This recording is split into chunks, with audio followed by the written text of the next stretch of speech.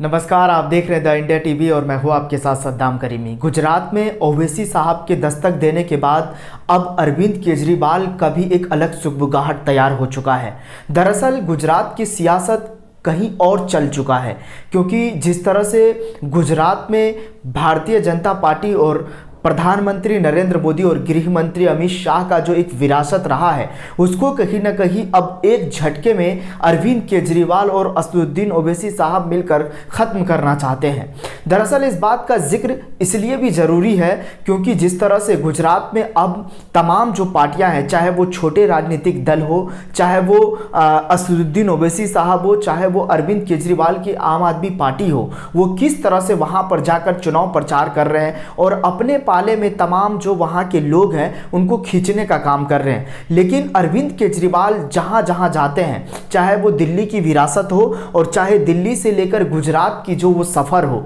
उसमें कहीं ना कहीं वो शिक्षा व्यवस्था को लेकर ज़्यादा जोर देते हुए नजर आते हैं। और जो भी एजुकेशन का मामला होता है, चाहे वो स्कूल की लेकर जो बात होती है, स्कूल पर भी वो ज़्यादा बात करते हुए नजर आते हैं। अब यहाँ सवाल उठना लाजमी हो जाता है कि क्या जो प्रधानमंत्री नरेंद्र मोदी का गढ़ कहा जाता है जो गुजरात, जहां पर 13 साल भारतीय जनता पार्टी का एक विरासत मिला और वहां पर लोगों का प्यार मिला और वहां पर सरकार बनाई, अब क्या वो खत्म होने जा रहा है? या फिर गुजरात में अगर बीजेपी सिमट जाती है तो क्या प्रधानमंत्री नरेंद्र मोदी भी निपट जाएंगे? निपटने का मतलब ये कि क्या उनका जो एक राजनीतिक सफर है, क्या वो खत्म होने जा रहा है? इसको लेकर बड़ा सवाल है। दरअसल आज हर कोई ये जानना चाह रहे हैं कि जो छोटे पार्टी मिलकर वहां पर जो दस्तक दे रहे हैं और उसके बाद चाहे AIMIM हो, चाहे वो आम आदमी पार्टी हो और कांग्रेस के बीच जो मतलब तानातानी है, जो छोटे पार्टियां हैं, चाहे वो म्युनिसिपल कॉरपोरेशन का वहां पर चुनाव हुआ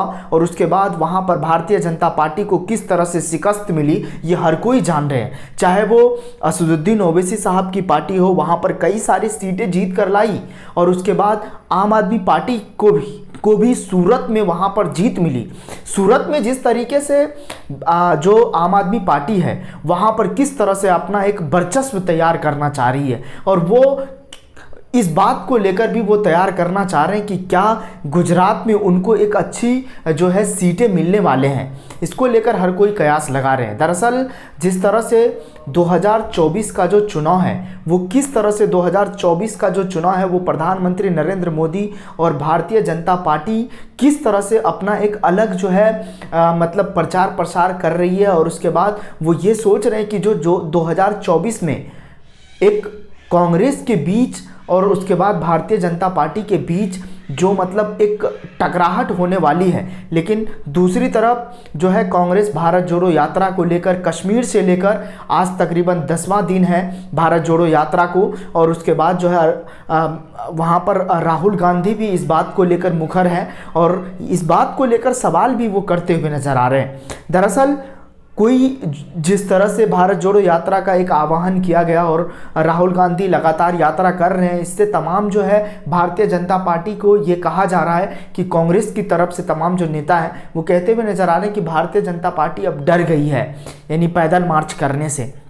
लेकिन दूसरी तरफ अगर हम बात करें असदुद्दीन ओवैसी साहब की, वो राजस्थान में भी अपना चुनाव प्रचार कर रहे हैं। राजस्थान के कल जयपुर में उन्होंने जनसभा को संबोधित किया, उन्होंने कई सारे इल्ज़ाम लगाए, उन्होंने अपने हक हिस्सेदारी की बात की, उन्होंने कई तरह से जो है कहा कि किस तरह से जो मुस्लिम के जो वोट हैं वो काटने की कोशिश कांग्रेस कर रहे हैं। लेकिन जो गुजरात में कांग्रेस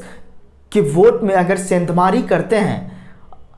असदुद्दीन ओवैसी, तो वो कहीं ना कहीं भारतीय जनता पार्टी को साफ तौर पर फायदा होता हुआ दिखाई देगा। लेकिन अरविंद केजरीवाल के बीच ये भी कहा जा रहा है, खबरें ये भी आ रही है कि सूत्रों के मुताबिक अगर हम बात करें तो सूत्रों के हवाले से खबर ये भी आ रही है कि क्या अरविंद केजरीवाल और असदुद्दीन ओवैसी साहब के बीच गठबंधन की कुछ तैयारियां चल रही है। हालांकि इससे पहले कांग्रेस के बीच भी ये बात कही गई कि कांग्रेस और असदुद्दीन ओवैसी साहब के बीच गठबंधन होगी, लेकिन इन चीज़ों को लेकर अभी कोई जो है सटीक जानकारी नहीं है। लेकिन सूत्रों के हवाले से अगर हम बात करें तो इसको लेकर कहीं ना कहीं हर कोई आज जानना चाह रहे हैं। लेकिन क्या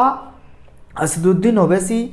मुस्लिम वोट को अगर वहाँ पर काट लेते हैं या फिर कांग्रेस को नुकसान पहुँचाते हैं, क्योंकि ऐसे कई सारे सीट हैं जहाँ पर मुस्लिम का दबदबा है, वहाँ पर वो अगर सेंधमारी करते हैं तो साफ तौर पर इसका जो असर देखने को मिलेगा वो कहीं ना कहीं साफ तौर पर 2024 के लोकसभा चुनाव पर भी असर पड़ेगा। लेकिन दूसरी तरफ अगर हम बात करें तो ये भी समझना बड़ा दिलचस्प हो जाता है, क्योंकि राजनीति के इतर अगर हम समझें और इतिहास के उस अतीत पन्ने को अगर हम पलटते हैं और समझने की कोशिश करते हैं तो भारतीय जनता पार्टी और आरएसएस के बीच ये कहीं ना कहीं एक गहरा संबंध है। और लोग ये सवाल करते हुए भी नज़र आते हैं कि भारतीय जनता पार्टी को आरएसएस ही चलाती है, तो लेकिन जो वो करवाहट है वो एक अलग तरीके से है। और 2024 में क्या इसका परिणाम होगा ये तो अभी कहना कुछ जल्दबाजी होगी, लेकिन गुजरात विधानसभा चुनाव और राजस्थान विधानसभा चुनाव को लेकर हर कोई ये जानना चाह रहे हैं आज कि जो भी चीज़ें हो रही है क्या इसको छोटे पार्टी इसमें सेंधमारी करेंगे या फिर अरविंद केजरीवाल और असदुद्दीन ओवैसी साहब के बीच गुजरात में गठबंधन होने जा रहा है। इसको लेकर आप क्या सोच रहे हैं, आपकी क्या प्रतिक्रिया है, आप हमें कमेंट बॉक्स में ज़रूर बताएं। आपके कमेंट का स्वागत किया जाएगा। फिलहाल इस रिपोर्ट में बस इतना ही। बाकी ताज़ा तरीन खबरों के लिए देखते रहिए द इंडिया टीवी। अगर आप हमें फेसबुक पे देख रहे हैं तो द इंडिया टीवी के पेज को लाइक करें, शेयर करें। अगर आप हमें यूट्यूब पे देख रहे हैं तो द इंडिया टीवी को सब्सक्राइब करना ना भूलें। दीजिए इजाज़त, नमस्कार। चैनल को लाइक, शेयर एंड सब्सक्राइब करें और बेल आइकन दबाना ना भूलें।